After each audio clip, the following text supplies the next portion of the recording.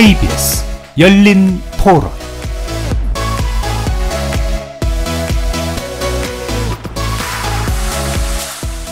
안녕하십니까. KBS 열린 토론 정준희입니다. KBS 열린 토론, 오늘은 특별기획 포스트 코로나 시대 되돌아갈 것인가 나아갈 것인가, 그 네 번째 시간 다시 또 민주주의로 여러분을 만납니다. 벌써 네 차례 말씀드렸던 것처럼 이 코로나19의 대유행 사건은 우리 사회를 상당히 새로운 표준을 생각하지 않을 수 없게 하는 그런 조건으로 만들고 있습니다. 세계 각국이 코로나19와의 전쟁을 치르고 있는 가운데 한국은 개인의 자유를 극도로 제한하는 강력한 봉쇄 조치 없이도 비록 힘겹지만 아직까진 모범적인 방역 성과를 보이고 있죠. 물론 이 방역의 전쟁이 아직 끝나진 않았지만 이른바 K방역은 민주주의의 성공을 보여준다는 점에서 해외의 좋은 평가까지 나오고 있습니다. 삶의 방식을 근본적으로 뒤바꾸고 있는 코로나19, 우리 삶에 어떤 영향을 미쳤을까요? 대한민국에게 과연 어떤 교훈을 남기고 있을까요? 그리고 코로나19를 넘어 이제 우리는 무엇을 준비해 가야 할까요? KBS 열린 토론 특별기획 포스트 코로나 시대 되돌아갈 것인가 나아갈 것인가 제4부 다시 또 민주주의, 앞으로 70분 동안 함께 하시면서 그 해답을 찾아보도록 하겠습니다. KBS 열린 토론은 여러분들이 주인공입니다. 문자로 참여하실 분은 샵 9730 누르시고 의견 남겨주십시오. 단문은 50원, 장문은 100원의 정보 이용료가 붙습니다. KBS 모바일 콩, 트위터 계정 KBS 오픈, 그리고 유튜브를 통해서도 무료로 참여하실 수 있습니다. 날카로운 의견과 뜨거운 참여 기다리겠습니다. KBS 열린 토론 지금부터 출발합니다. 살아있습니다. 토론이 살아있습니다. 살아있는 토론, KBS 열린 토론. 토론은 라디오가 진짜입니다. 진짜 토론, KBS 열린 토론.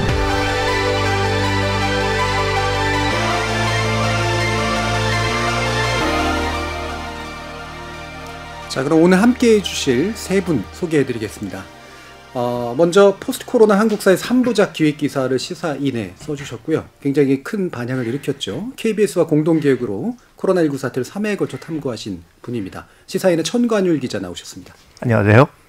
자, 이와 같은 여론조사 분석 그리고 기획까지 다양한 자문을 해주셨고 많은 분석에 도움을 주셨던 분으로 알고 있습니다. 서울대 사회학과 임동근 교수 나오셨습니다. 안녕하십니까. 자, 그리고 이제 이 연구가 잘 됐는지 알아봐 주실 분입니다. 예. 문화의료 행위에 관련된 사회학적 연구를 수행해주고 계시는 고려대 사회학과의 심재만 교수 나오셨습니다. 네, 불러주셔서 감사합니다. 네. 자, 코로나19 저희가 이렇게 특집으로 이제 네 번째인데요. 원래는 딱 한 분씩만 모셔서 그 식견을 듣고 얘기하는 건데 오늘은 구체적인 또 연구를 진행해 주셨고 기사도 써주셨고 또 거기에 대한 커멘트도 이제 함께 들어보면서 결국은 이제 우리 민주주의의 문제에 대해서 이제 한번 살펴보는 그런 기회를 가질 텐데요. 일단 뭐 개인적인 소회들이 어떠셨는지 좀 보고 싶어요. 코로나19를 보시면서 느끼시면서 어떤 것들이 좀 기억에 남으신 거나 그러시는지 의견 한번 들어보죠. 이번에는 소개 반대로 한번 들어볼까요? 심재만 교수님부터.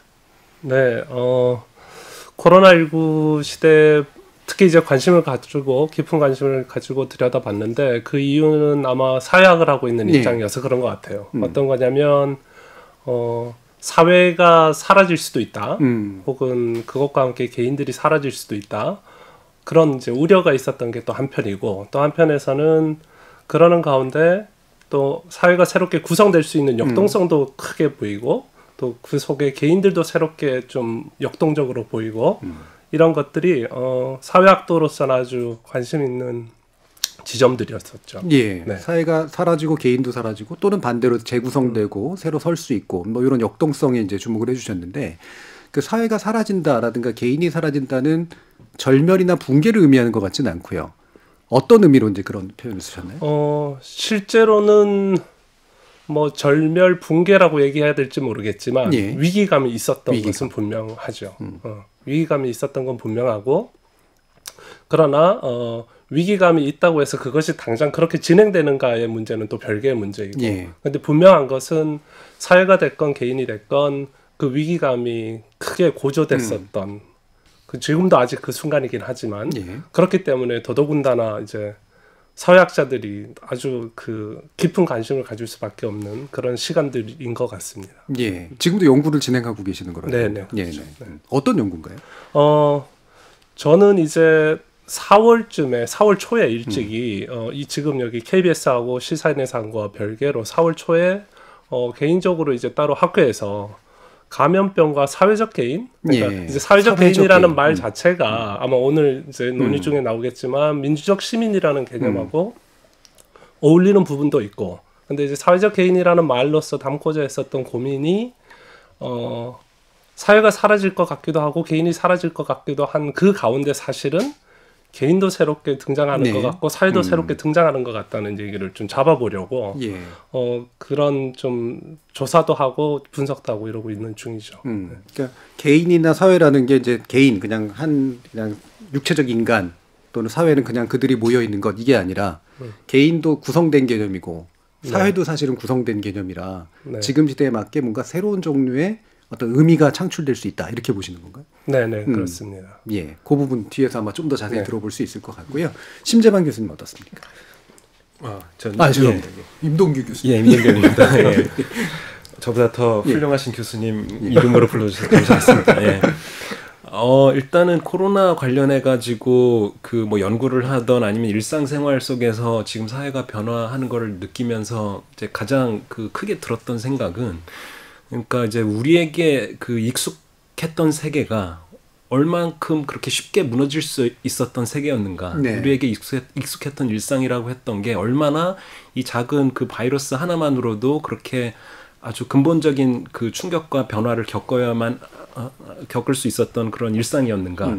그런 어떻게 보면 일상의 취약함, 아니면 우리가 가지고 있던 기존 시스템의 취약함, 이런 거를 가장 충격적으로 느꼈던 것 같아요. 그래서 예를 들자면 2008년도쯤에 2008년도에 이제 그 미국발 이제 금융위기, 서프라임 모기지 사태로부터 출발한 금융위기가 이제 오면서 그 전에 한 1970, 80년대부터 시작되었던 이제 신자유주의의 어떤 확산이 거의 이제 완전히 어떤 큰 벽에 부딪혔었던 그런 지점이 있었는데, 한 2008년쯤에 그로부터 한 10년 남짓 지난 이 시점에서 코로나로 인해서 또 한 번 또 어떻게 보면 근본적인 벽 혹은 근본적인 어떤 그 전환의 터닝 포인트 지점이 지금 마련된 것 같아요. 네.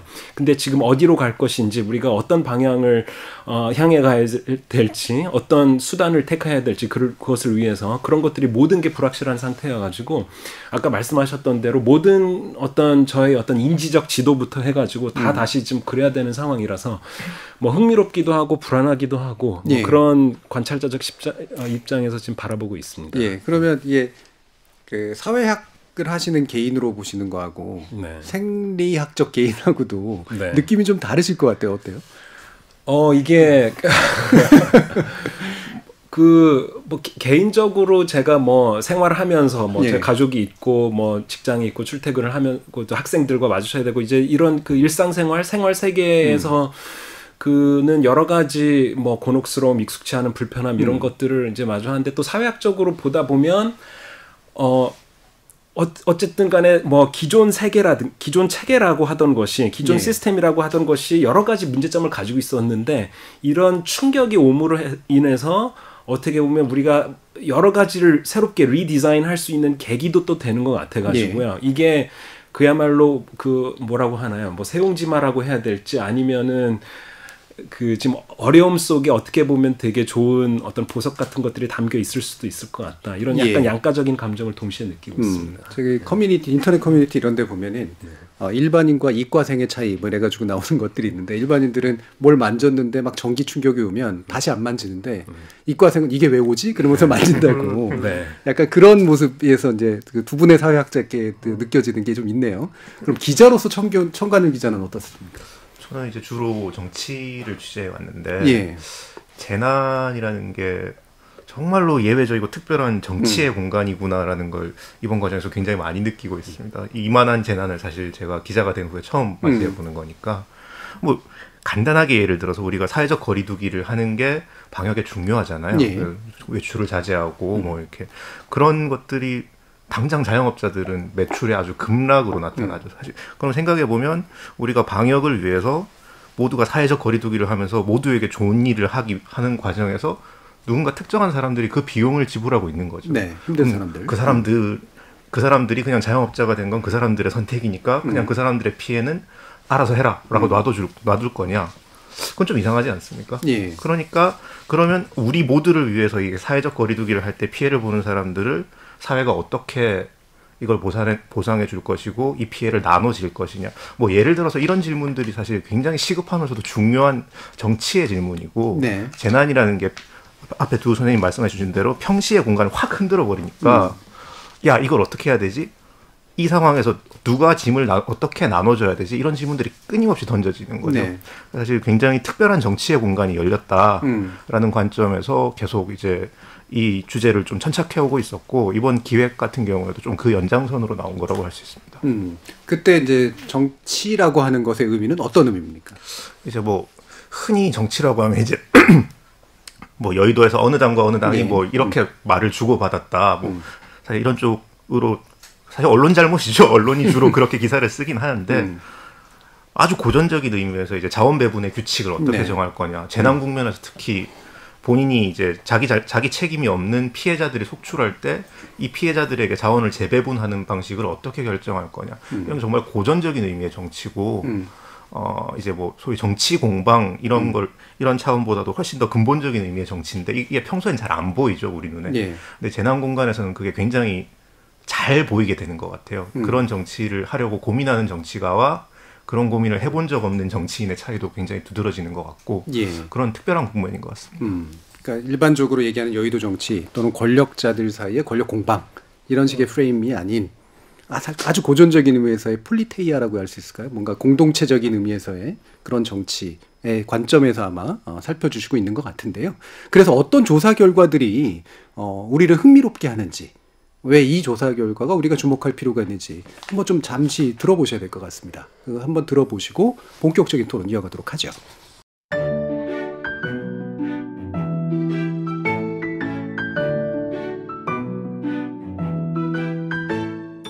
과연 코로나19는 한국 사회를 어떻게 바꿔놓았을까요? 우리 국민 10명 중 6명은 내가 확진자가 될까봐 두렵다고 답했습니다.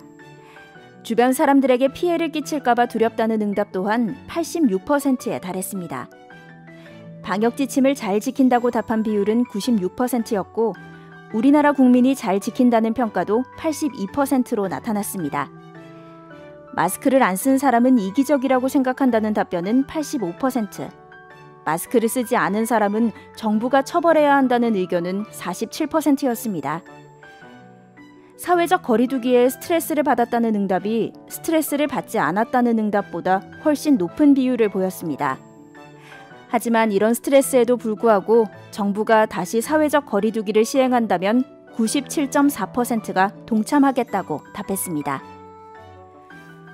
코로나19 이후 우리 국민들의 생각은 얼마나 달라졌는지 알아봤습니다. 단결이 잘 된다고 생각하는 응답은 64%였고 정치에 대한 관심도 늘어난 것으로 나타났습니다. 세금에 대한 생각도 달라졌습니다. 제대로 쓰인다고 믿게 되었다는 응답은 43%였고 세금이 낭비된다는 생각은 24%에 그쳤습니다. 그 결과 우리나라와 선진국의 국가 역량을 비교하는 질문에 선진국보다 우리나라가 더 우수하다는 평가가 많았습니다. 일반 시민의 역량 또한 선진국보다 우수하다는 답변이 58%로 나타났는데요. 코로나19 대응을 계기로 시민들의 자부심이 높아졌음을 확인할 수 있었습니다. 이번 설문조사는 지난 5월 7일부터 8일 양일간 전국 만 18세 이상의 남녀 1000명을 대상으로 이뤄졌습니다. 조사 방법은 문자와 이메일로 주소를 발송하는 웹조사였는데요. 조사는 한국리서치가 실시했습니다.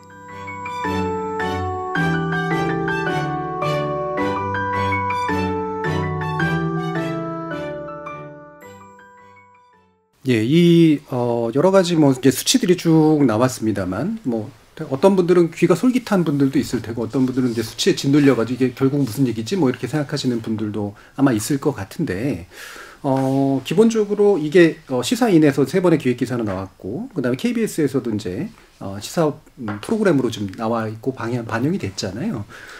이런 기획이 어떻게 해서 이루어졌는지, 그리고 어떤 종류의 조사였는지 일단 간단한 소개 좀 부탁드릴게요, 청 기자님. 네, 그 코로나19 이후에 한국 사회가 굉장히 뭔가 많이 바뀌었다라는 건 거의 모든 분들이 느끼고 계실 겁니다. 그런데 이제 뭐가 어떻게 바뀌었느냐, 이 부분으로 들어가면 사실 그 실증적인 이야기보다는 자기가 하고 싶은 이야기, 자기가 맞다고 믿는 이야기들을 좀 하는 경향이 있죠. 그래서 사실 어떤 질문들을 어떻게 바뀌었는지 어떤 질문들을 좀 정교하게 던져보는 게 중요하다라고 생각을 해서 KBS랑 저희가 이제 공동 기획을 했고, 임동근 교수님이 이제 공동 기획 자문으로 합류해 주셨고요. 코로나 이후에 한국 사회가 어떻게 바뀌었는지라는 게 한두 개 문항으로 되는 게 아니기 때문에 그렇죠. 보통 일반적인 여론조사는 한 15개 정도밖에 못 물어봅니다. 그걸로는 사실 상당히 부족하기 때문에 굉장히 많은 가설들을 테스트하기 위해서 문항을 200개 넘게 짰습니다. 그래서 이제 웹조사라고 합니다. 전화로 해서 하는 게 아니라 이제 그 링크를 보내요. 그러면 이제 응답자들이 받아서 이제 응답을 하시는 건데, 그런 방식일 경우에 문항을 좀 많이 쓸 수 있습니다. 그래서 한 228개 정도의 문항을 던졌고, 그 각 문항을 던지면서 한국 사회에 대해서 여러분들이 이럴 것이다 저럴 것이다 라고 이제 가설들을 많이 내놓으셨잖아요. 국내에서도 그렇고 해외에서도 그렇습니다. 한국의 방역 성공이 사실 굉장히 세계적으로 화제였으니까. 그럼 그렇게 나온 설명들 중에 뭐가 맞는지, 뭐가 틀리는지, 뭐는 우리가 아직 알 수 없는지, 이런 것들을 답하기 위해서 최대한 문항을 좀 구조화하면서 짰고, 그 과정을 이제 임동근 교수님이 주도해 주신 거죠. 예, 이게 참 답하신 분들도 힘들었을 것 같아요. 일반적으로 그 저널리즘 쪽에서 하는 설문조사는 말 그대로 yes, no 뭐 이런 이제 아주 단순한 그런 설문조사인 경우가 많고, 이걸로 또 무리하게 인과관계를 추론해버리는 경우들도 많은데, 사실 굉장히 과학적으로 설계를 해보시려고 되게 노력한 것 같거든요. 그럼 임동근 교수님, 이게 좀 자문도 해주시고 이러면서 어떤 변수 관계를 구축하려고 좀 주목하신 건가요? 일단은 그 뭐 코로나가 앞서 말씀드렸다시피 이제 뭐 이런 일이 처음이다 보니까 거의 그러다 보니까 이제 이 사태가 어떤 사태인지를 좀 이해를 해야 되고, 또 근데 이 사태가 흘러가면서 이제 그 만들어졌던 주요 사회적 프레임이나 언론에서의 프레임이 우리나라와 다른 선진국 다른 나라들과의 비교, 이 프레임으로 또 많이 갔거든요. 왜냐하면 그 우리나라 사람들이 이제 많이 놀랐죠. 이제 다른 나라들 보면서 아니 어떻게 저렇게 방역을 못할 수가 있지? 뭐 시민 의식이 어떻게 저렇게 낮을 수 있지? 뭐 이런 이제 프레임으로 많이 갔기 때문에 사실 설문을 통해서 어떻게 보면 우리나라에 대한, 혹은 우리나라 국민 시민들에 대한 어떤 자기 이해를 좀 해보려고 했던 게 그 밑바닥에 깔려있던 큰 동기였던 것 같아요. 근데 그 자기애란 게 사실 어렵지 않습니까? 그러다 보니까는 이제 여러 가지 뭐 문항들을 포함시킬 수밖에 없었고, 근데 거기서 이제 주요 그 질문들이 있기는 있었죠. 이제 이거는 뭐 그 시사인이나 이제 KBS에서 관심을 가졌었던 건데, 예를 들어서 우리나라가 다른 나라 시민들에 비해서 방역에 좀 더 성숙된 시민 의식을 가지고 열심히 방역에 참여한다고 했을 때 그것의 원동력은 무엇이었을까? 그렇죠. 그래서 일각에서 해외에서 뭐 제기된 뭐 유교적인 문화, 뭐 그 순종주의적인 문화, 이런 것 때문이었을까? 집단주의 뭐 이런 거. 집단주의 같은 거요. 아니면 뭐 다른 제3의 다른 원인이 있었을까? 이거를 테스트를 해야 되는데, 사실은 저도 이제 뭐 결과적으로는 뭐 시민성 이야기도 하게 되었고 개인주의 이야기도 하게 되었지만 그런 것들이 유의하게 나올 거라고는 전혀 예상을 못했습니다. 그래서 사실 그 핵심 문항들도 한국리서치에 마지막으로 그 문항을 넘기기 전날 밤에 갑자기 일어나가지고 이런 거 넣어야 되지 않을까 해서 갑자기 넣고 그랬었거든요. 그래서 그 거의 저인만 기법으로 생각할 수 있는 문항들을 다 넣는 방식으로 그렇게 좀 설계를 했습니다. 그러니까 자기 이해의 과정이었던 거죠. 그러니까 이게 사실 변수라고 하는 게 단순하게 평가하면 좋지만, 이게 사람의 성향이라든가 이런 것들을 판단하기에는 너무 단순할 수 있으니까 되게 많은 문항을 통해서 복합적으로 한번 묶어본 거잖아요.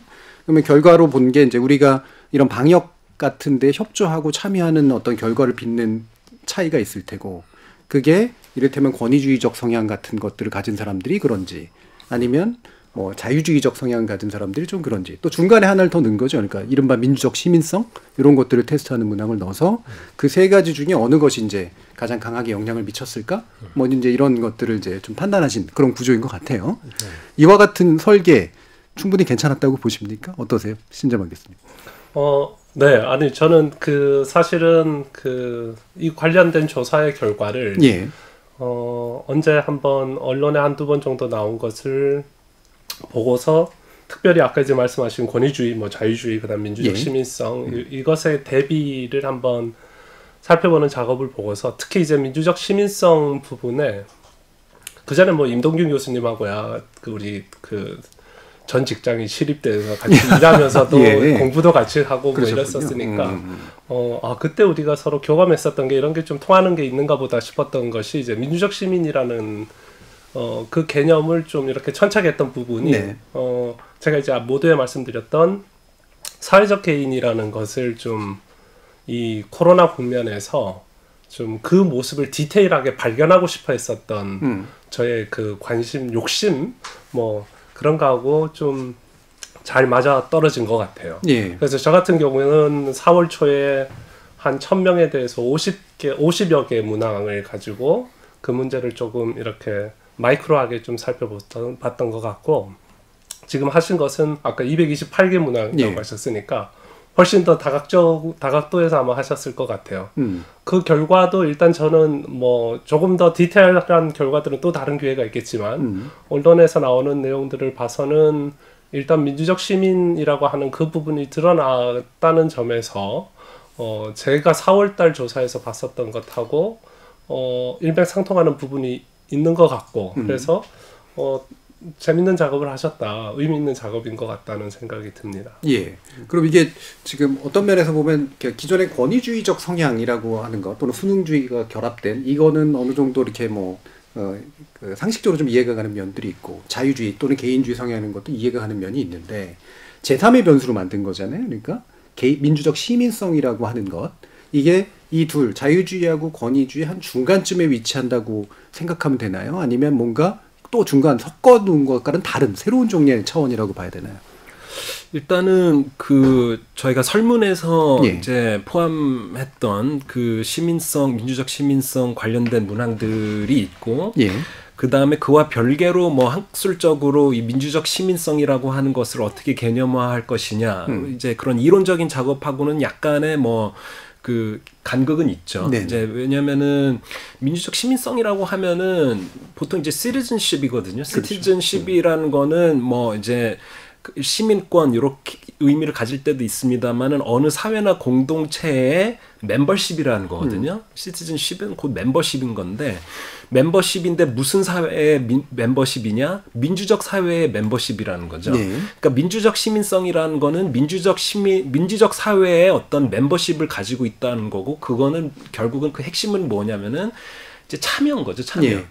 이제 아까 이제 천 기자님께서 이 코로나 국면을 통해 모든 것이 사실 근본적으로 정치적인 속성이 있다라는 걸 이제 아까 이제 깨달았다고 이제 말씀을 하셨는데, 정치적일 수밖에 없는 또 근본적인 이유가 이 모든 게 사실은 공공재 게임이랑 비슷한 겁니다. 뭐냐면은 다른 사람들은 다 열심히 참여하고 열심히 노력하고 방역에 이제 참여할 때 나는 사실 빠져 있으면 되는 거거든요. 그게 아주 이기적인 합리적으로 이기적인 행위자의 어떤 선택 사항이라고 할 수 있는데, 그게 아니라 나도 참여하고 다 같이 참여하고 공동체에 관련된 일에 다 같이 참여하는 것. 그 참여라고 하는 게 사실 민주적 시민성에 어떻게 보면 가장 핵심에 놓여 있다고 할 수 있고, 그래서 투입된 문항들이 대략 한 7가지 정도로 주로 이제 시민적 의무와 관련된 문항들입니다. 이제 사실 시민적 어떤 권리 뭐 이런 것을 물어볼 수 있는 것 측면도 있는데, 그거는 이제 사실 아쉽게도 이제 설문에 포함되지는 못했지만, 하여튼 시민적 의무와 관련된 거를 이제 주로 물어봤고, 그것을 이제 하나의 이제 지표로 만들어 가지고 그것이 과연 방역과 관련된 태도에 얼마만큼 이제 연관성을 가지고 있는가, 그것을 그다지 중요한 변수로 생각하지 않은 상태에서 사실 넣었던 거였죠. 그래서 말씀하셨을 때 이제 저희도 사실은 이제 모티베이션 중에 하나가, 혹시 권위에 더 순종적인 사람들, 아니면은 수능주의는 이제 남들 하는 거를 열심히 더 따라하려는 사람들, 아니면은 집단주의적인 가치관을 가지고 있는 사람들, 요런 이런 변수들이 혹시 영향력을 가지고 있지 않을까라는 가설을 가졌고, 저도 이제 조마조마하게 이제 분석을 할 때 그 결과를 살펴봤는데 정말 사실 놀랍게도 여러 가지 이제 태도나 가치관 관련된 변수를 넣었는데 그 모델을 뭐 여러 가지로 구성을 할 수 있는데 그 어떤 모델을 만들어도 전혀 흔들리지 않고 소위 말해 별표 3개가 뜬다는 그 학술적인 그 별표가 3개가 뜨면서 전혀 흔들림 없는 굳건한 모습을 보여줬던 설명 변수가 이 시민성 변수였어요. 네. 그래서 사실은 이제 시사인 그 기사에도 처음에 그 도입부가 어떻게 시작이 되냐면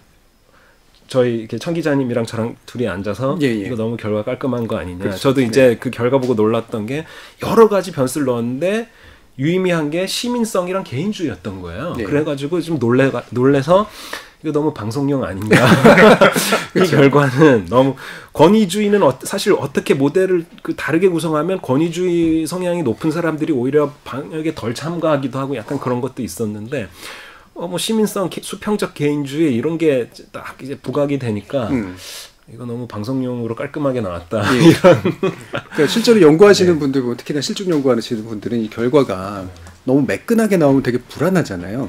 그러니까 누군가가 마사지 했나, 이렇게 데이터 마사지를 했나 이런 식의 의심도 할 수도 있는 거고. 근데 분명히 과학적으로 그런 빈틈이 없는 상태에서 생각 이상으로 그렇게 나왔다는 말씀이시잖아요. 그렇죠. 예. 어떠셨어요? 그 결과를 받으면서?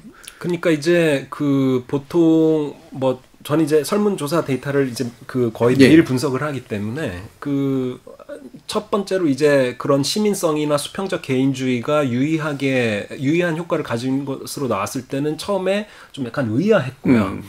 왜냐하면은 이제 가치관 변수들 중에 개인주의 말고도 집단주의 문항들도 있었고 집단주의도 이제 수직적 집단주의가 있고 수평적 집단주의가 있어요. 이제 수직적 집단주의는 그야말로 구성원들이 다 그 집단을 위해 그야말로 봉사해야 되고 희생해야 된다는 거고 수평적 집단주의는 그거에 비하면 조금 민주주의적인 냄새가 나거든요. 이제 그냥 개인을 집단에 속한 그 개인으로 보는 이제 정체성의 출발점이 집단에 속해 있는 그 한 개체로 보는 데서 출발하기 때문에 집단주의인 거지. 내용은 되게 민주적이에요. 예, 주변 사람들 다 챙기고 싶어 하고 주변 사람들과 같이 있는 거 좋아하고 그런 수평. 근데 그런 것도 유의하게 나오지가 않고 시민성과 개인주의가 일단 1차적인 충격이나 놀라움은 이제 그 지점이 있었고요. 이제 두 번째로는 그 다음으로 보는 게 과연 이것들이 효과가 있다고 할 때 얼마만큼의 실질적인 차이를 낳았느냐. 예를 들어서 방역에 열심히 참여했다고 했을 때 뭐 민주적 시민성이 높은 사람들과 그렇지 않은 사람들 사이에 얼마만큼의 격차가 있었냐. 이제 그 부분이 좀 당연히 이제 궁금해가지고 봤는데 그 부분에 있어서 이제 해석을 얼마나 적극적으로 할 것인가가 사실은 좀 고민이 됐었습니다. 뭐냐면은 저희가 이제 방역에 열심히 참여하느냐를 이제 그 조사를 할 때 측정을 할 때 한 10가지 문항을 썼거든요. 이제 뭐 마스크 얼마나 열심히 쓰십니까? 사회적 거리두기 얼마나 열심히 하십니까? 뭐 한 5점 척도였네. 하여튼 그렇게 해가지고 했는데 기본적으로 대한민국 국민들이 그런데 방역에 열심히 참여했거든요. 대체로 자기가 어쨌든 간에 자기 행동에 대해서도 보고를 할 때 어쨌든 간에 어느 정도는 열심히 참여한 것으로 대부분 다 그렇게 응답을 했기 때문에 민주적 시민성이 높은 사람이나 시민성이 낮은 사람이나 그야말로 예를 들어서 한국의 어떤 시민과 미국의 시민 정도의 그런 큰 격차가 나는 것은 아니고 아주 열심히 참여했느냐 정말 빈틈없이 아니면 열심히는 했는데 가끔은 좀 허술할 때도 있고 가끔은 좀 잘 안 지킬 때도 이제 그 정도 차이였던 거죠. 그래서 하지만 어쨌든 간에 통계적 결과의 어떤 방향성이나 시사점은 분명했죠. 그 시사점이라는 건 무엇이냐? 한국 사람들이 왜 방역에 이렇게 열심히 참여하고 우리나라가 왜 K 방역에 성공했다고 할 때 그 문화적인 이유나 혹은 가치관적인 이유를 설명을 할 때 이건 절대 권위주의나 어떤 수능주의나 어떤 수직적인 어떤 집단주의 이런 걸로 설명은 절대 이건 할 수 없는 것이다.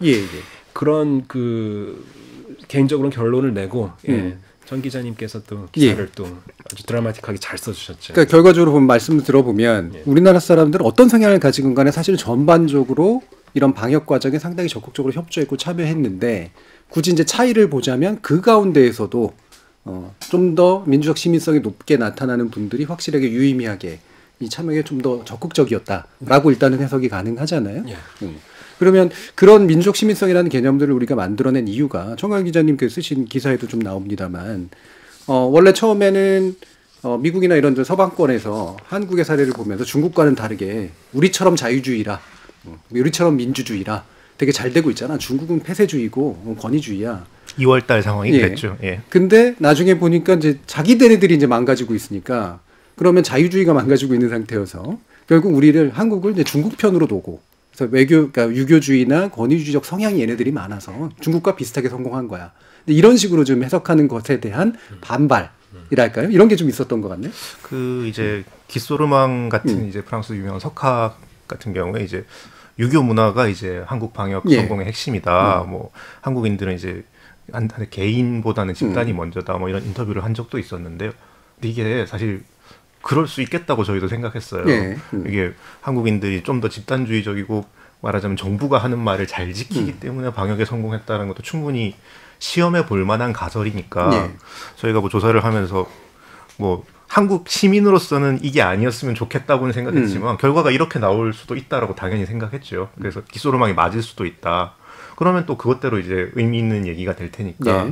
근데 이제 아까 임동 교수님이 정말 놀라워하면서 설명하신 대로 이제 권위주의 변수가 한국인의 방역 참여를 설명하는 설명력이 없었어요. 그러니까 차별성이 없었습니다. 권위주의 사람과 권위주의이지 않은 사람이 오히려 민주적 시민성이 이제 차이를 만들어내는데 저는 그래서 이제 민주적 시민성이라는 개념이 좀 어려우니까 저한테는 저는 뭘 생각했냐면 이제 아침에 나갈 때 마스크 쓰는 거 있지 않습니까? 특히 요즘 같을 때 힘들잖아요. 날 덥고 이제 만원 지하철 타시는 분들은 더 힘들고 하는데 그래서 쓰잖아요. 이게 사실은 저희 조사에도 나옵니다만은 내가 감염되는 게 무서워서라기보다도 내가 혹시 나도 모르게 감염이 돼서 내 주위 사람들을 피해를 주면 어떡하지? 내가 감염돼서 남에게 감염시키는. 네네. 다른 사람들에게 피해를 주는 걸 훨씬 더 두려워해요. 뭐가 더 두려우냐라고 물어보면 이제 의미 있게 차이가 나게 답을 합니다. 근데 사실은 민주적 시민성이라는 건 이제 같은 공동체에 속해서 이게 내가 내 의무를 다하고 저 사람에게 피해를 주고 싶어 하지 않고 또 사실 그 마냥 착하기만 한 사람이냐 그것도 아닌 게 내가 이러고 있는데 저쪽에서 마스크 안 쓴 사람이 있어요. 그럼 보면 좀 화가 나요. 저 사람은 왠지 무임승차하는 것 같고 우리 공동의 노력을 좀 초치는 것 같고 이렇게 마냥 이타적인 것도 아니고 이 우리 규칙을 안 지키는 사람에게 대해서는 좀 가혹한 면도 있고 같이 규칙을 만들어 나가려고 하는 그런 노력도 있고 이런 게 사실 저희가 매일 상징적으로 마스크를 쓰면서 이게 느끼고 있는 것 같거든요. 그래서 저는 그런 식으로 이 개념이 대충 그런 건가 보다라고 이해를 하면서 이제 기사에 풀어냈었죠. 그 부분은 좀 더 그럼 짚어보고 싶은데요. 그러니까 이게 되게 유의미한 건데, 그러니까 우리가 흔히 그냥 권위주의와 자유주의 사이의 문제로만 생각해서 안전은 권위주의가 좀 더 잘하고 하지만 자유를 추구하는 사람들에게는 뭔가 권리가 있는 것 같고 해서 그 중간에 어딘가 또는 중간이라고 말해서 제3차원이라는 건 이제 민주적 시민성 측면에서 얘기했는데 재밌게도 이제 기술음악이 그런 식의 그 유교 문화라는 얘기를 했을 때 비슷한 시기에 이제 마이클 샌델 같은 경우에는 자신이 얘기하는 공동체주의가 한국인에게 굉장히 많이 구현되고 있다라면서 이제 꽤 다른 해석을 내렸거든요. 그때 말하는 마이클 샌델식의 공동체주의가 민주적 시민성하고 좀 상당히 좀 유사한 면이 있다라고 보세요? 이거는 신재만 교수님께 한번 여쭤봐야 될 것 같으네요. 네. 민주적 시민성 전문가 옆에 계신데 제가 이해한 바대로 한번 좀 얘기를 해보겠습니다. 일단 아까 이제 임 교수님이 정치사회학적 맥락에서 민주적 시민성을 공공재에 대한 참여 뭐 이렇게 좀 아마 요약을 해 주신 것 같고요. 그다음에 이제 청 기자님이 그것을 조금 더 일상적인 언어로 하면 마스크 사용하는 것에서 뭐가 있지 않겠냐. 근데 그 부분 저는 좀 재밌는 것 같아요. 왜냐하면 저 같은 경우는 이제 민주적 시민성 이제 이 연구에서 이루어진 건 그거고, 제가 볼 때 이제 사회적 개인이라고 하는 것을 이해하는 쉽지 않은 모습인데 그것을 이해하는 데 있어서 아주 경험적인 지표가 마스크와 관련된 것이었고 그것에 집중적으로 좀 조사를 했었거든요. 그래서 뭔가 거기에서 조금 더 설명이 될 수 있을 것 같아요. 질문하셨던 공동체주의하고는 그럼 어떻게 되는 거냐라고 이제 질문을 하셨는데, 일단은 그냥 조금 그냥 그 개념적인 수준에서 민주적 시민 내지는 사회적 개인 보다 일반 사회 이론적인 개념으로 보면 사회적 개인인데 그것이 뭘까라고 생각을 해보면 사실은 사회학의 로망인 게 사회적 개인이고 정치사회학의 로망이 하면 민주적 시민일 것 같은데요. 그것이 왜 로망이냐면 사회적 개인이라는 것이 결국엔 뭐냐면 개인이 사회에 열려 있고 노출되어 있는 것. 네. 그리고 또 반대로 사회도 개인에게 열려 있고 노출되어 있는 것. 그런 상태에서 나타나는 개인의 모습을 우리가 사회적 개인이라고 얘기를 하거든요. 그러니까 이것은 우리가 일반적으로 갖고 있는 개방성, 투명성 개념하고 너무나 맞닿아 있는 것이고 모습이고, 그걸 조금 더 풀어서 써보면 사회적 개인 내지는 이제 여기에서 얘기하고는 민주적 시민이라는 것을 저는 어떻게 이해했냐면 우선 자유로운 개인이면서 동시에 공동체에 영향을 받거나 구속되는 개인을 의미하는 거고, 그걸 조금 더 적극적으로 표현하면 공동체에 영향받음으로써 내지는 구속됨으로써 비로소 자유로워지는 개인을 의미하는 거고요. 그래서 개인의 자유와 공동체의 질서나 구속 사이의 관계를 이런 그림으로 한번 그려보면 이런 사회적 개인이 자연스럽게 자유를 쫓으면서 동시에 공동체에 영향을 주거나 기여하는 개인이 되는 건 자연스럽게 보이는 현상인 거죠. 그래서 그렇게 보면 제가 볼 때는 단순히 그냥 공동체주의, 공동체 지향하는 것, 나를 잊고 그런 것이라기보다는 그거보다는 오히려 조금 더 두터운 여전히 개인의 문제를 고민하는 그런 거라고 좀 이해를 할 수 있을 것 같아요. 그러니까 그 흔히 리버테리아니즘이라고 얘기하는 그 사회가 개인을 억압한다라고 보는 이제 그런 개인의 자유를 억압한다라고 보는 이제 그런 관점보다는 개인에 대해서는 굉장히 중시하나 그게 공동체 안에서 또는 사회 안에서 실현 가능하다라고 생각하는. 그렇죠. 그리고 거꾸로 사회도 그 개인에게 과도한 개입을 하기보다는 그 개인이 개인을 만들어낼 수 있도록 돕는 이런 정도의 개념으로 이해하면 될까요? 그런 거죠. 그게 이제 사회적 개인으로 표현하셨지만 약간 교수님 말씀하신 정치사역적으로는 이제 민주적 시민성 상당히 유사한 그런 개념이다라고 볼 수가 있을 것 같네요. 예, 교수님. 예, 뭐 이제 첨언을 좀 하면 이제 이 설문에서 이제 시민적 의무와 관련된 문항들로 이제 주로 민주적 시민성이라는 걸 테스트를 했는데, 근데 사실은 시민적 의무만 사실 너무 강조해서는 이제 안 되죠. 사실 교수님 그 말씀하신 거랑 좀 연관이 되는데, 이게 개인주의와 어떻게 보면 공동체주의 간에 어떻게 보면 약간 이게 음양 관계랑도 좀 비슷하고, 시대적으로 어떤 때는 시민으로서의 권리들이 강조가 돼야 되고 어떤 때는 시민으로서의 의무가 강조가 돼야 되고 그렇거든요. 이제 사실 너무 공동체적인 압력이 강할 때는 당연히 개인들의 어떤 자율성이나 아니면은 어떤 시민들로서의 권리 이런 게 이제 당연히 강조가 돼야 되고, 사실 이제 그런 정치적 자유주의라는 게 처음에 열심히 태동을 했던 18세기 19세기에 그런 자유주의라는 거는, 민주주의라는 건 개인을 보호하는 거였거든요. 이제 귀족 세력이나 이제 권력 계층으로부터 개인을 방어하는 방어적 민주주의가 그 당시 민주주의의 어떤 핵심적인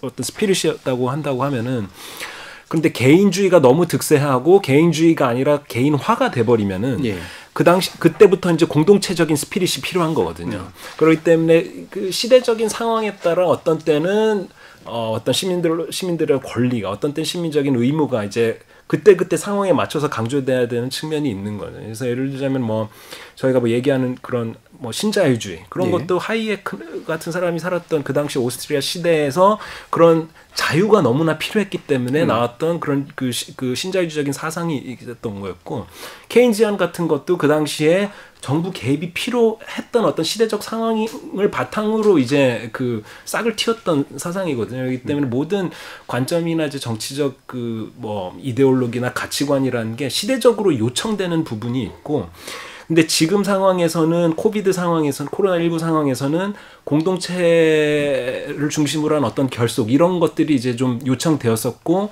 시민들이 약간 그런 거에 감흥을 했던 것 같아요. 왜냐하면 그 전에 코비드가 오기 전에는 우리 사회가 그야말로 각자 노생 사회라고 사람들도 그렇게 인식을 하고, 사람들을 공통으로 묶어줄 수 있는 어떤 유대감이나 공통 분모가 없었는데, 어떻게 보면 단결을 어느 정도 할 수 있는 구심점이 제공이 되었다는 측면도 좀 있는 것 같습니다. 예.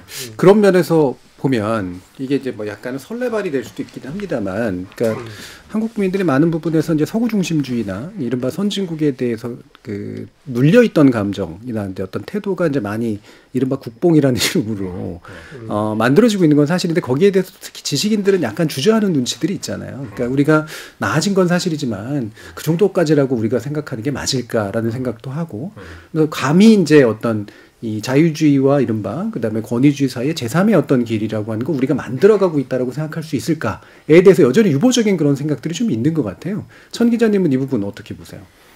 네, 그 전문가들이 답하기 어려운 문제를 저한테 주시거든요. 과감히 말씀하시라고. 숫자부터 좀 말씀을 드리면 예. 저희가 이게 선진국 컴플렉스라고 할 수 있는 게 이번 계기로 확 사라지는 건 뭐 다들 체감하고 계시겠지만 저희 숫자로도 상당히 크게 잡히고 있습니다. 이를테면 한국과 선진국을 비교했을 때 누가 더 우수하다고 보느냐. 이를테면 선진국보다 한국이 더 우수하다고 하는 사람들이 39%입니다. 비슷하다 31%니까 합치면 70%가 우리가 선진국하고 같거나 더 낫다라고 생각하는 거죠. 심지어 이제 한국 국민들은 어떻게 생각하느냐. 그 앞에 건 정부, 국가 그렇죠. 영향이고요. 뒤에 거는 국민의 영향을 물어보면 더 높습니다. 한국 국민들이 더 우수하다 선진국보다 이렇게 답하시는 분들 58%, 비슷하다가 26%. 그러니까 합치면 84% 되는 거죠. 사실 이번 과정에서 한국인들 우리 안에 있던 저 선진국 컴플렉스라고 할까요? 그런 것들이 일순간 쫙 씻겨나가는 거는 분명한 것 같습니다. 근데 이제 저희 조사에서 그 기사에서도 좀 되풀이해서 강조했습니다만은 그 굉장히 중요한 도약의 계기를 잡은 건 맞다.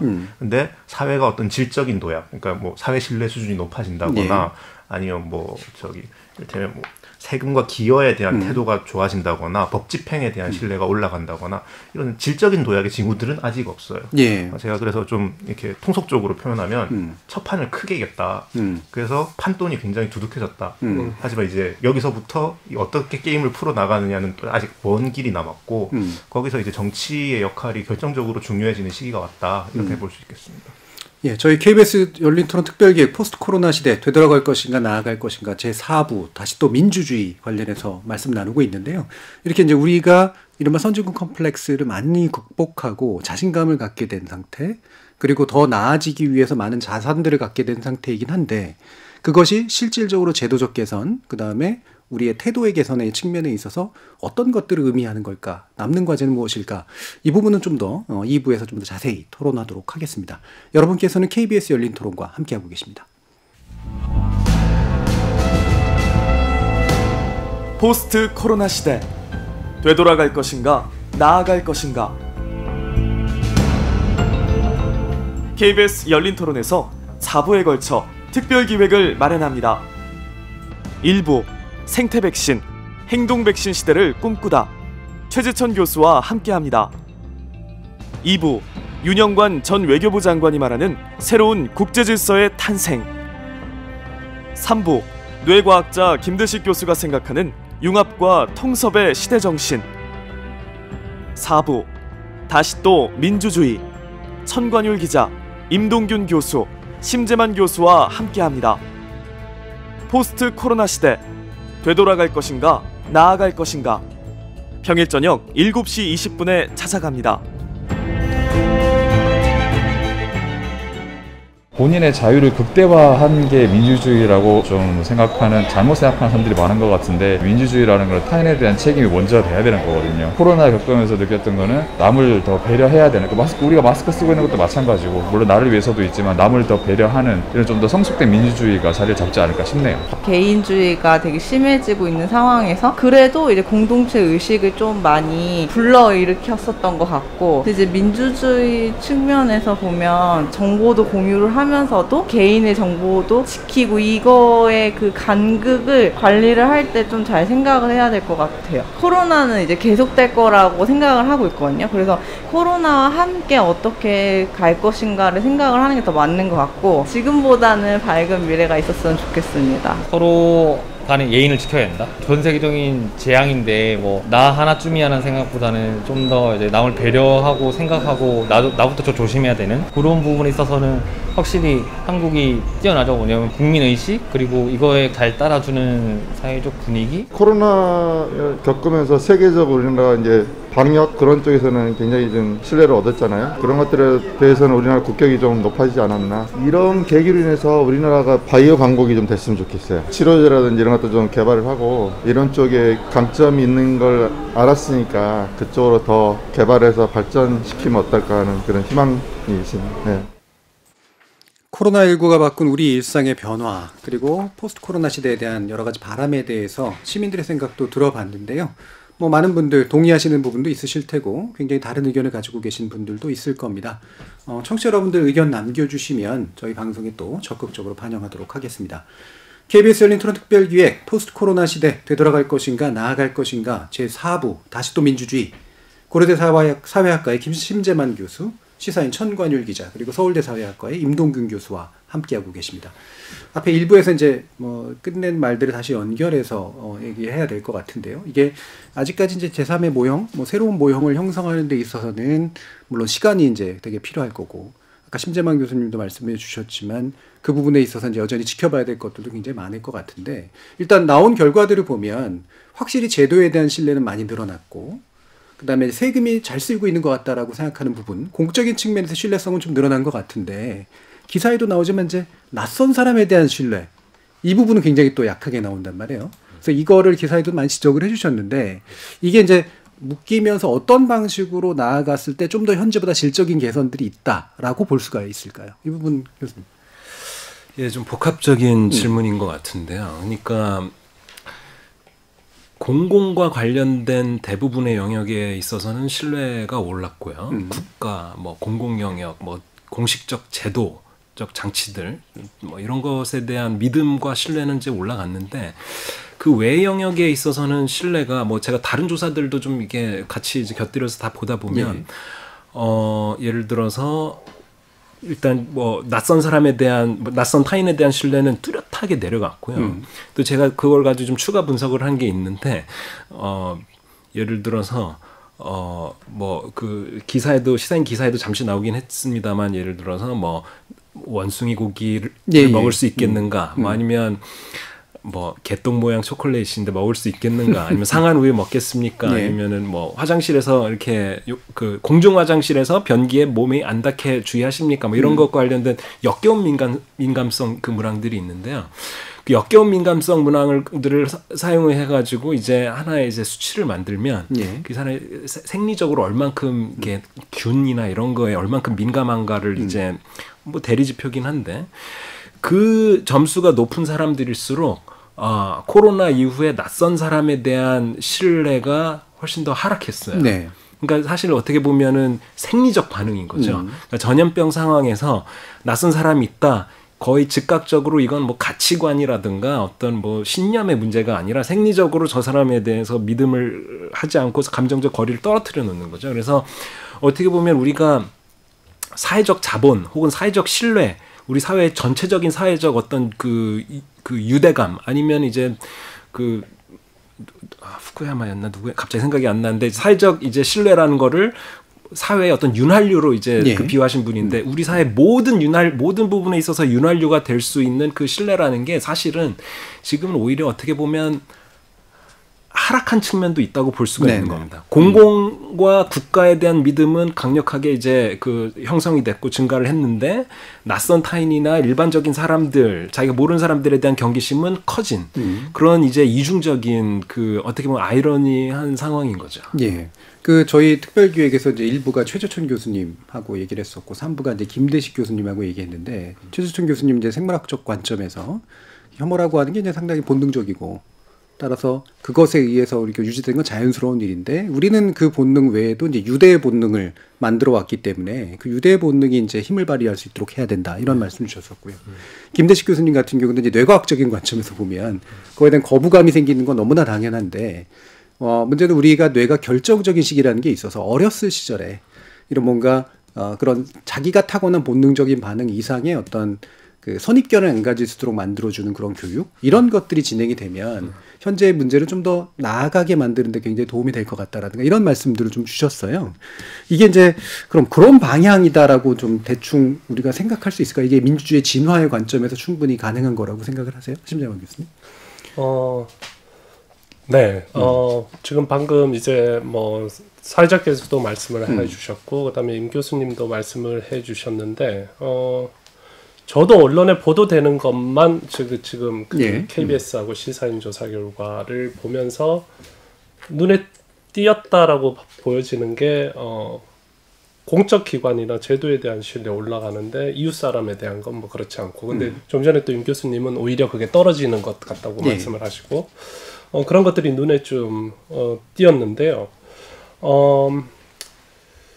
이렇게 좀 얘기를 할 수 있을 것 같아요. 그러니까 뭐냐면 아까 청취자 의견 틀어 나오는 것 중에 두 분의 코멘트가 제 귀에 이렇게 쏙 들어왔었는데, 한 분이 남자분이 무슨 얘기를 했냐면 마스크는 자유이기도 하지만 책임을 좀 뭐 책임감 있게 뭘 해야 된다 뭐 이런 책임을 좀 강조하셨었고, 또 뒤이어서 여성분 한 분은 잘하고 있는데 개인과 공동체 사이의 그 긴장감, 뭐 그 간극 이런 것들을 잘 좀 균형을 맞춰줘야 될 것 같다 이렇게 말씀을 하신 부분이 있거든요. 저는 거기에 약간의 힌트가 있다고 좀 생각이 됩니다. 그러니까 뭐냐면 아까 이제 제가 말씀드렸던 사회적 개인이 됐건 민주적 심리 되었건 거기에서 이제 공통점은 뭐냐면 완전 개인주의도 아니고 완전 자유주의도 아니고 그렇다고 완전 공동체주의나 집단주의도 아니고 사실은 그것 모두를 갖추고 있는 듯한 그런 모습인데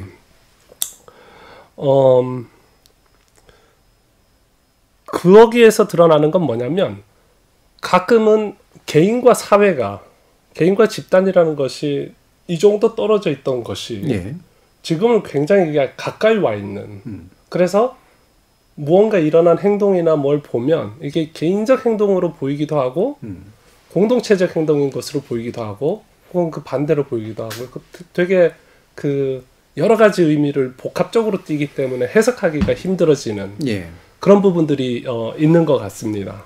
거기에서 한국 사회 개개인들이 조심하고 있는 것 같아요.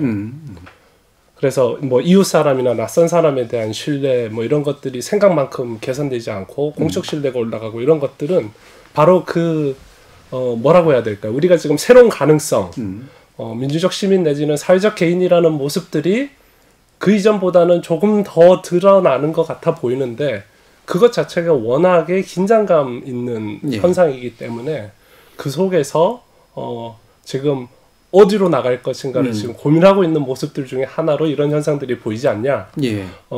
결정된 바는 없는 것 같고 그러나 다만 힘들어하고 있는 것은 분명한 것 같고. 그러니까 개인과 사이 또는 개인과 집단 사이가 완전히 이렇게 먼 게 아니라 굉장히 서로 붙어 있어서 계속 경험되고 모습으로 나타나는데 그래서 그런 거에 관련된 다양한 가능성들이 지금 부상하고 있고 이게 또 되게 이질적일 수도 있는 거 아니에요? 그러니까 방향이 그래서 이게 충돌될 수도 있는 거고 그래서 아직은 그 길을 정확하게 잡지는 못한 상태일 것 같다.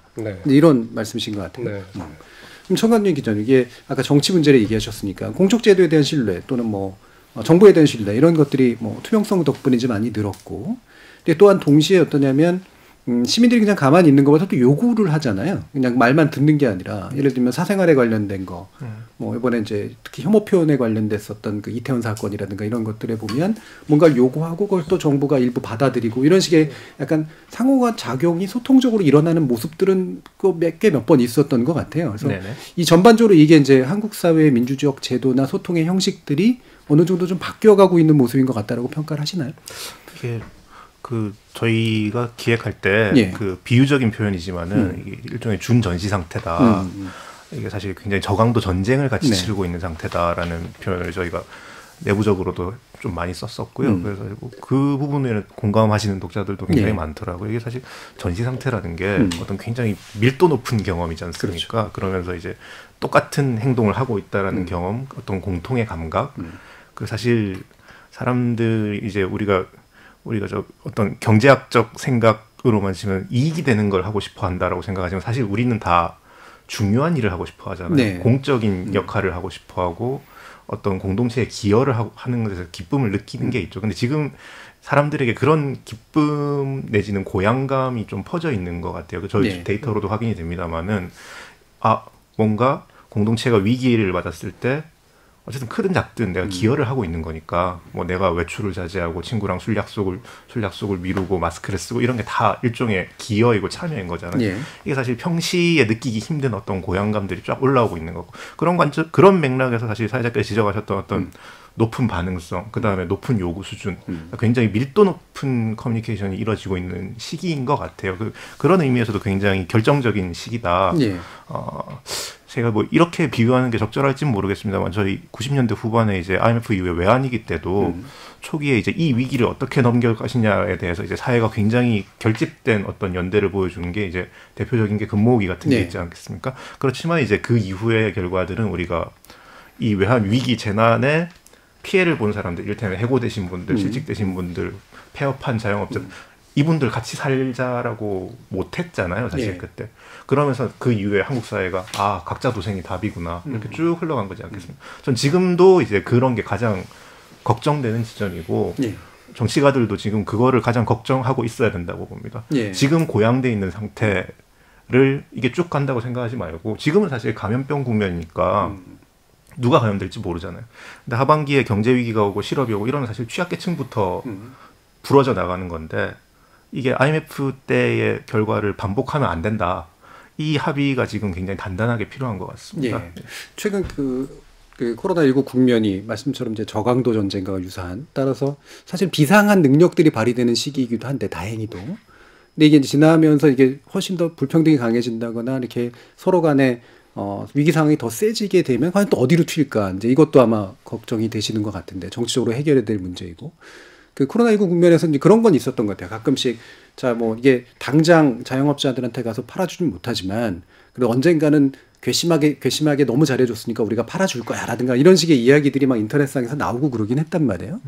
근데 그 정도 수준이 아니라 이를테면은 우리 지금 인천공항 문제 가지고도 얘기되는 것처럼 이런 뭔가 이 국면들이 만들어낸 경제적 위기라든가 이런 것들을 일자리로 나누고 경제적으로 뭔가 이른바 공정함을 실현하기 위한 행동들이 개개인에게 뭔가 손해를 끼치는 것으로 느껴졌을 때 과연 똑같은 방식으로 갈 수 있을까? 이런 질문하고도 유사한 것 같아요. 이 부분은 어떻게 보세요? 네, 그러니까 지금 상황 그 국면이 상당히 이제 복잡하고 이제 여기서부터 그야말로 이제 하기 나름이다라는 상황인 것 같습니다. 이게 상황이 지금 어떻다고 보여지냐면 1차적으로는 국민들이 제도나 이제 대통령 정부에 대해서 가지고 있는 신뢰는 상당히 높거든요. 근데 이제 그것이 무엇으로 연결이 될 수 있냐면은 제가 시사인에서 나왔던 두 번째 기사에서도 이제 언급이 됐는데 시스템 정당화 경향으로 상당 부분 나타나고 있는 겁니다. 그러니까 뭐냐면은 지금 국가적인 어떤 위기 상황이고 불안정성이 높고 어떤 일상적으로 위협이 지금 존재하고 있는 상황인데 그런 경우에는 사람들이 심리적으로 안정을 추구하거든요. 네. 어떤 질서에 대한 어떤 강박 같은 게 생깁니다. 보상 심리로라도 그런 걸 추구하게 되거든요. 그러다 보면 어떤 경향성이 나타나냐면은 현재 존재하는 것들, 현 시스템에 대해서 훨씬 더 긍정적으로 받아들이게 돼요. 그래서 설문조사에서 보면은 저희 의료 제도뿐만이 아니라 온갖 종류의 어떤 제도, 기관, 국가 정책 이런 거에 대해서 정당화하는 심리가 뚜렷하게 다 나타납니다. 근데 그런 상황에서는 예를 들어서 우리 시스템에 지금 문제가 있기 때문에 이거를 크게 변화시켜야 된다.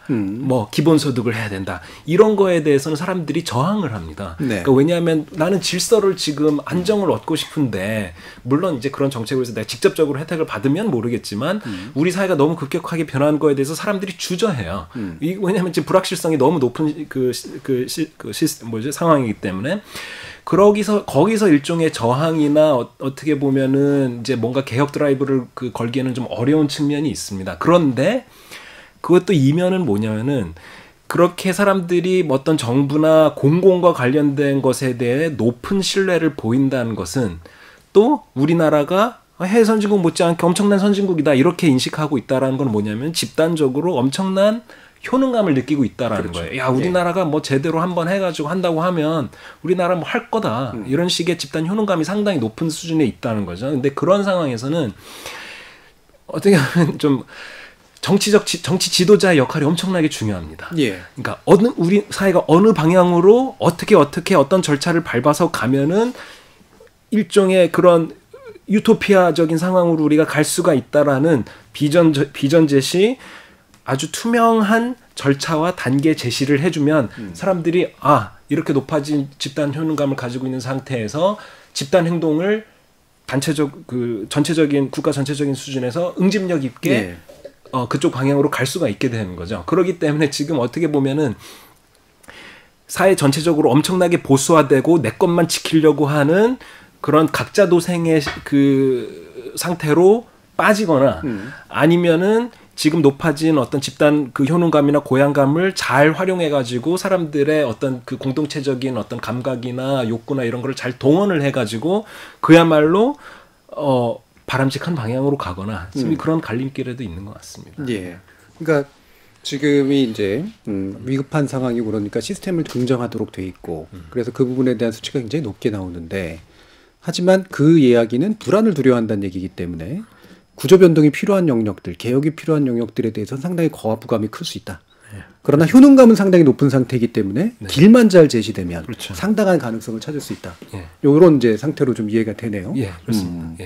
그래서 뭐 개인주의, 뭐 공동체주의도 그 저희가 그런 이분법은 이제 좀 넘어서야 될 것 같습니다. 아까 말한 제3의 그게 뭐 민주적 시민성이 될 수도 있고 그 개인주의와 사실 집단주의 사이에는 많은 것들이 있거든요. 예를 들어서 뭐 관계주의 이런 것도 이제 제3의 사실 한국 사람들은 관계주의가 강한 거지 집단주의가 강한 건 아니거든요. 네네.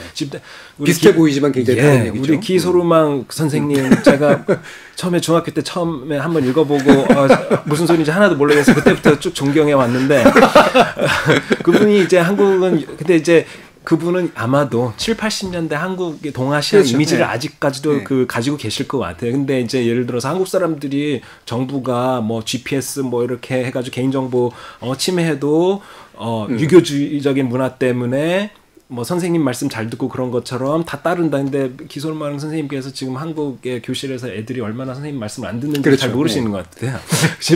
집단주의는 그리고 이제 집단을 위해서 내가 나의 이익을 포기하고 희생하는 거거든요. 근데 지금 코로나 상황은 내가 마스크를 끼고 사회적 거리를 두는 건 내 이익을 위해서도이기 때문에 집단주의적인 프레임워크랑은 전혀 맞지 않는다고 보여지고 성숙된 개인주의는 공동체주의로도 연결되고 성숙된 공동체주의는 개인주의로도 연결이 되거든요. 그래서 그 이분법이나 그런 그 어떤 개념적인 거에 이제 휘둘리지 말고 우리 그 한국 시민들이 대체로 전부 다 그런 개인주의적인 감각과 공동체주의적인 감각을 지금 다 아주 성숙한 형태로 대부분의 시민들은 잘 갖추고 있다고 보여지거든요. 그래서 지금 이렇게 좀 좋은 어떻게 보면 그 여건이 마련된 그만큼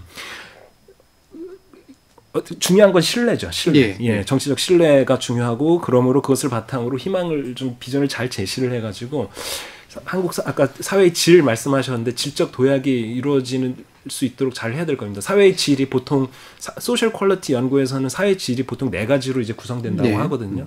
뭐 예를 들면 그 사회 경제적인 안정성, 그 다음에 사회적인 어떤 포용성, 그 다음에 사회가 얼마나 이제 그 응집 잘 되어 있느냐, 연대가 잘 이루어져 있느냐, 그리고 마지막으로 사회가 얼마나 개인들을 뭐 임파워먼트라고 그러죠. 역능성을 가지고 개인을 임파워 시키느냐 그런 건데 지금 전반적인 상황이 사회적 포용성 상당히 떨어져 있고 사회적 응집성이 높아진 것 같지만 내 그 익숙한 바운더리 밖에 넘어가 있는 그 외집단에 속하는 사람들에 대해서는 전혀 아까 그 말씀하셨던 결속하려는 성향은 전혀 없었거든요. 그래서 질적 도약을 위해서는 지금 건너야 될 강들이 상당히 많습니다. 그래서 어쨌든 우리 청년 기사님께서 말씀하셨던 대로 첫 판을 지금 크게 따놓은 상태에서 판돈이 있는데 그거를 이제 잘 써야 되는 거죠. 임동 교수님 말씀하신 것을 짐재만 교수님께서 평가하시기에 위험과 가능성에 대해서 또한 다른 어떤 코멘트를 주시면 어떤 게 있을까요? 저는 그러니까 아마도 위험과 가능성이 우리 지금 이 상황 이후에 포스트 코로나 이후에 한국 사회의 가능성과 위험 뭐 그것에 대한 얘기인 것 같은데 아까 이제 처음에 질문하셨던 그 부분에서부터 한번 저는 다시 좀 짚어보고 싶은데요. 가령 뭐 일자리 나누기라든가 기본소득이라든가 이런 것들에 대해서 사람들이 내 것을 빼앗기면 저항하는 거는 저는 너무나 당연하다고 생각이 듭니다. 그거는 그것을 부정하는 것은 그것 자체가 좀 말이 안 되는 것 같고 내 일자리와 나의 경제적 이득을 남에게 빼앗겼을 때 거기에 대해서 저항하는 것은 너무나 당연한 것 같은데 중요한 건 내 것이 내 일자리나 나의 소득이나 그렇게 단순하게 한두 개가 아니라 더 많은 사람들의 내 것을 구성하는 게 여러 가지일 수 있다는 거죠. 그 부분을 잘 봤으면 좋겠는데요. 그걸 잘 보면 제가 볼 때는 가능성이 열릴 것 같고 그걸 보지 못하면 뭐 가능성보다는 위험이 있다고 생각이 드는데 그게 무슨 얘기냐면 지금 좀 전까지 저희가 무슨 얘기를 했냐면 코로나 시대를 거치면서 개인들의 사회적 효능감, 그 다음에 정치적 효능감 이런 것들이 크게 나타나고 있다고 이제 그런 것들을 이제 공통적으로 관찰하고 있는데 그것의 핵심은 뭐냐면 그러한 사회적 효능감과 정치적 효능감은 어디에서 오냐면 개인이 나의 나됨이 나뿐만이 아니라 나 아닌 것에서도 있다는 것을 절실하게 느낄 때 그 효능감이 극대화되는 거거든요. 근데 이제 그걸 잘 보면 돼요. 그러니까 나의 나됨이 나의 힘이 혹은 뭐 나의 멋스러움이 나뿐만 아니라 나 아닌 것, 그 이제 사회적인 것이고 제도적인 것일 수도 있고 관계적인 것일 수도 있는데 거기에서 사회적 효능감이 극대화됐었고 그러다 보니까 우리가 당연히 나 아닌 것, 사회적인 것, 제도라든가 뭐 나눔의 제도와 연대의 제도화를 얘기하는 건 당연한 것 같아요. 왜냐면 그게 그 밑바탕에 있었으니까.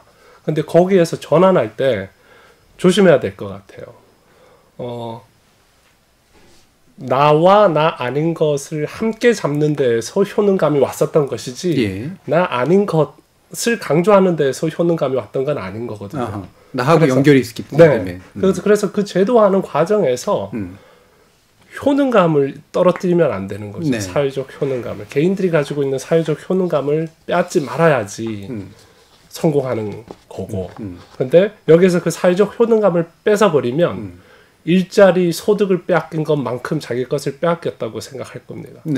그래서 그 부분을 저는 좀 특히 유념해야 될 것 같습니다. 그러니까 이렇게 빼앗긴 것 같다는 것부터 만약에 단순하게 표현하면 예를 들면은 내가 소득이 많아서 세금을 많이 내는 거 좋을 수 있는데, 그죠? 내가 그냥 단지 소득이 많다는 이유로 세금만 많이 내는 거로 빼앗기면, 그렇죠. 내가 사라져 있는 거고 남을 위해서만 하는 것처럼 되니까. 나 아닌 것만 제도만 남게 되고. 그러면 내가 세금을 많이 내면서 동시에 또 내가 돌려받는 것도 있다.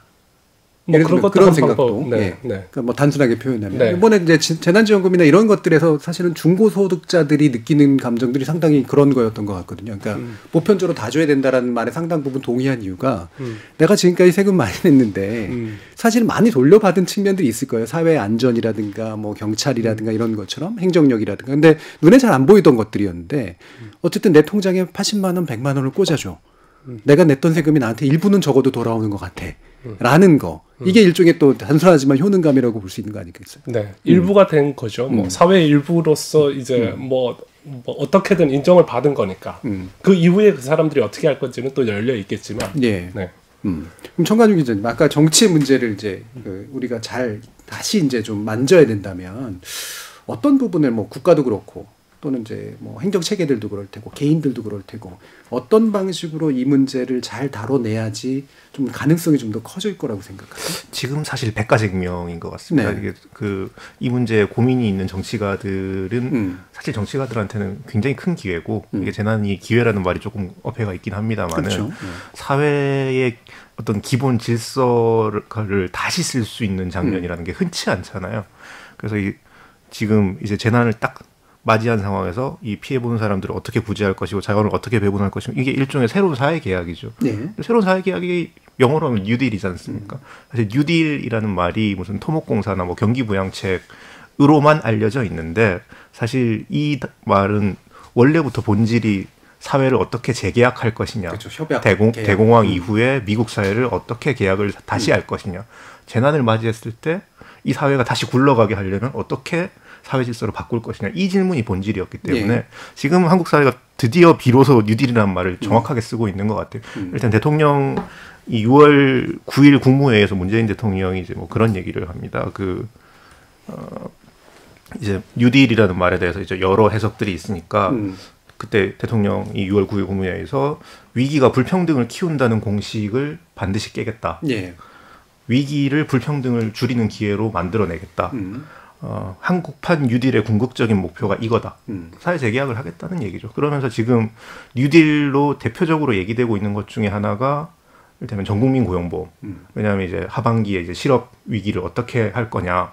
이거에 대해서 이제 전국민 고용보험이라는 건 돈을 내는 사람을 바꾸고 그 안전망에 들어오는 사람들을 바꾸고 사회 재계약 프로젝트죠. 기본소득도 일종의 사회 재계약 프로젝트로 볼 수도 있을 겁니다. 예. 그 외에 여러 아이디어들이 막 분출하고 있는 단계인데 문제는 이걸 정치 영역에서 지금 아까 두 교수님이 짚어주신 대로 지금 우리 사회가 굉장히 갈림길에 있고 큰 자산을 갖고 있는 동시에 금방 나락으로 떨어질 수도 있는 굉장히 중요한 갈림길에 있기 때문에 이 자산을 정치 영역에서 활용해서 실제 현실로 구현해내는 과정 이게 하반기에 아마 한국 사회가 끊임없이 주목하고 언론도 계속 관심을 가져줘야 되는 영역이라고 생각합니다. 그러니까 이런 이제 어떻게 어렵사리 얻어낸 이른바 판돈 정치적 자산을 자신의 이제 파당의 정치적 이익으로 바꾸어내는 데는 능할 수 있는 존재들인데 이게 뭐 이른바 스테이츠맨십이라고 부르는 게 어떤 공동체를 위해서 자산으로 이제 바꾸고 투자하는 거 이게 이제 사실 뉴딜에서 핵심적으로 중요한 부분일 것 같은데. 네네. 그럼 마지막으로 이제 두 분 교수님께 이제 여쭤봐야 될 것 같은데 뭐 두 분께 뭐 비슷한 질문으로 이제 답을 한번 들어보겠습니다. 이런 식의 이제 그 뭔가 재계약이 이루어지고 이러려면 사실 뭐 지금까지 서구의 사례나 이런 것들을 보면 조직화가 잘 돼 있는 어떤 기반들이 있을 때 예를 들면 노동조합이라든가 뭐 계층 조직화라든가 이들이 상층 타협을 통해서 문제를 해결하는 경우도 있었고 또는 뭐 이제 미국의 경우나 이런 경우들처럼 이제 강력한 어떤 이제 리더십을 통해 가지고 그거를 설득시켜서 이제 문제를 이끌어낸 방식도 있었는데 현재 한국 사회가 도달해 있는 조건으로 봤을 때 어떤 방식의 재계약이나 협상의 형식들이 가능하리라고 보시는지 제안을 해주셔도 좋고요. 임동근 교수. 예, 그 상당히 좀 어려운 문제인데요. 그러니까 제 생각엔 좀 그런 것 같습니다. 그러니까 그 뭐 여러 가지 얘기할 수 있는데 이 얘기만 할게요. 예, 뉴딜이라고 했을 때 이제 계약이라는 건데 이제 그 눈에 보이는 어떤 명시화된 어떤 계약이 있을 수가 있고 말해지지 않았고 뭐 천명된 바 없으며 가시적으로 뭐 이렇게 제한된 적은 없지만 사람들이 느낄 수 있는 계약이라는 것도 있거든요. 예. 예를 들자면 우리 산업화 시기에 고도 성장기에 내가 열심히 그래도 회사에 충성해서 일을 하면 회사가 나를 그래도 챙겨주고 뭐 국가가 그래도 성장해서 나한테 좀 뭐라도 이런 종류의 모종의 이제 뭐 계약이 있는 거죠. 사람들이 그런 게 이제 그런 걸 가지고 이제 살아가는 건데 지금도 이제 예를 들어서 정부가 뭐 무슨 종류의 뉴딜 사업을 하겠다. 예를 들어서 뭐 이 분야, 이 뭐 그 섹터에다가 돈을 얼마만큼 투자를 하겠다 이런 거 가지고 우리 사회적인 뉴딜이 이루어질 사회적인 수준에서의 어떤 총체적인 딜이 이루어지기는 좀 힘들 것 같고요. 네. 성공적인 그런 딜이 만들어지려면 두 가지. 하나는 이제 철저한 이제 투명성, 두 번째는 유연함. 이 두 가지가 가야 되는 것 같습니다. 뭐냐면은 이제 철저하게 투명하다라는 요번에 이제 사실상 질병관리본부가 크게 성공하고 사람들의 마음을 얻을 수가 있었던 게 그 투명했기 때문이었거든요. 예. 뭐 잘 될 때도 있고 잘 안 될 때도 있었지만 어쨌든 간에 최선을 다하는 과정이 어느 정도는 충분히 다 공개가 되고 이러니까 뭐 미국이나 이런 데에 비해서는 비교할 수 없을 정도로 투명했고 사람들은 그러면서 역량도 보여주면 철저한 신뢰를 던지는 거죠. 그렇기 때문에 그 정보가 있어야지 국민들도 판단을 할 수가 있거든요. 예. 그리고 그 다음에 정부가 어떤 걸 제안을 했을 때 그거를 따라갈 수가 있고 네. 질본이나 정부가 만약 투명성이나 신뢰가 없었다면 이렇게 해야 됩니다. 사회적 거리 두기 해야 됩니다. 마스크 착용해야 됩니다. 할 때 아무도 안 따르거든요. 그렇기 때문에 기본적으로는 정부가 신뢰를 얻기 위해서 기본적으로 철저하게 투명하고 모든 정보를 공개하는 그런 것이 있어야 되고 두 번째로는 유연해야 됩니다. 지금 모든 게 불확실하고 어떤 정책이 먹힐 것이고 어떤 것에 투자한지가 하면 좋을지가 불확실한 상황에서 정부나 정책이 지나치게 완고한 모습을 보이면 국민들 사이에 전문가가 많거든요. 정보도 빨리 돌고 금방 분열이 일어나고 갈등이 일어나게 됩니다. 그래서 만약에 실수할 수도 있고 방향을 잘못 설정할 수도 있죠. 그런 경우에는 빨리 해명하고 투명하게 방향을 틀고 유연하게 그 대처를 해 나가야 됩니다. 그러면 사람들이 실수할 땐 실수하더라도 그걸 용납을 할 수가 있거든요. 그래서 유연함과 투명성이 지켜지면 사람들이 사이에 뭔가 그래도 딜이 지금 어쨌든 간에 보이지 않게 형성이 되고 공유가 될 것 같다는 생각이 들고 그러면 사회 질이 점차적으로 사회의 질이 올라갈 것 같다. 이런 생각이 듭니다. 그러니까 지금 제한은 많이 되고 있으나 무언가 제한이 돼야 되는 건 맞는데 그 제한을 왜 했는지 어떤 근거로 했는지 다 밝히고 만약에 그 제한에 대해서 저항이 있거나 반론들이 들어오면 그걸 결론 내지 말고 변형시키고 수정하는 방향. 이게 이제 제일 중요할 것 같다는 말씀 주셨네요. 심정하겠습니다. 네. 제가 뭐 사회 정치 뭐 이런 것들에 대해서는 잘 모르는데요. 근데 이제 임 교수님 지금 말씀하셨던 것 중에 아마 키워드는 사회 정치가 어떤 식으로 구성이 되건 투명성과 유연함이 중요하다고 이제 말씀을 주신 것 같아요. 저는 이제 제가 주로 들여다보는 수준에서 보면 뭐 문화라든가 뭐 문화 정치 내지는 뭐 행위라든가 이런 차원에서 한번 본다고 하면 투명함과 유연함이라는 것은 너그러움인 것 같아요.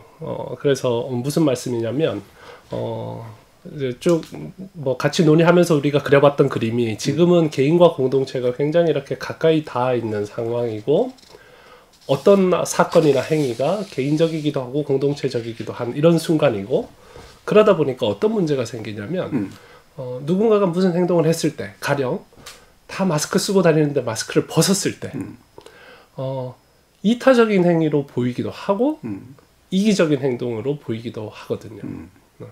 그런데 그런 행위를 하는 개개인들은 굉장히 효능감도 강하고 그러니까 뭐 가능성이고 막 텐션도 굉장히 높고 뭐 이런 상황이죠.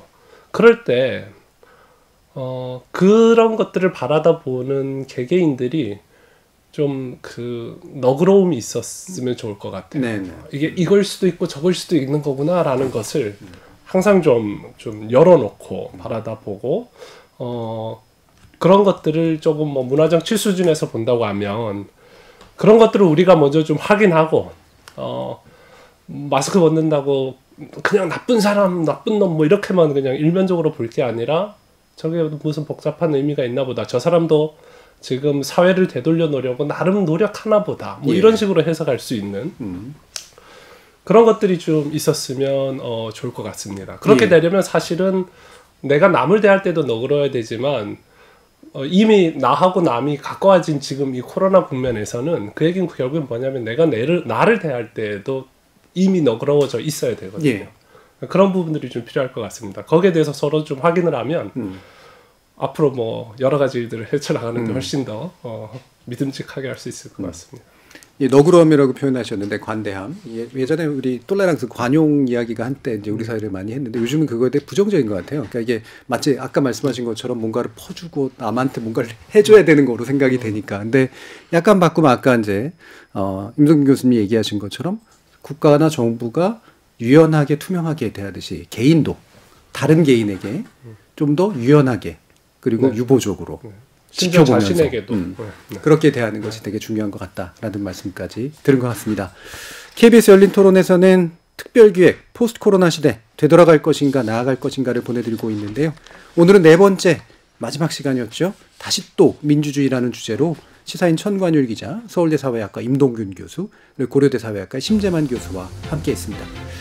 앞으로 포스트 코로나 시대 어떤 것들이 필요한지 많이들 말씀을 주시고요. 앞으로도 또 반영해서 방송을 만들어 가도록 하겠습니다. 세 분 모두 수고하셨습니다. 감사합니다. 감사합니다. 청취자들의 적극적인 참여로 만들어지는 KBS 열린 토론. 생방송 놓치신 분들을 위해 팟캐스트 준비되어 있고요. 매일 새벽 1시에 재방송도 됩니다. 저는 내일 저녁 7시 20분에 다시 찾아뵙겠습니다. 지금까지 KBS 열린 토론 정준이었습니다.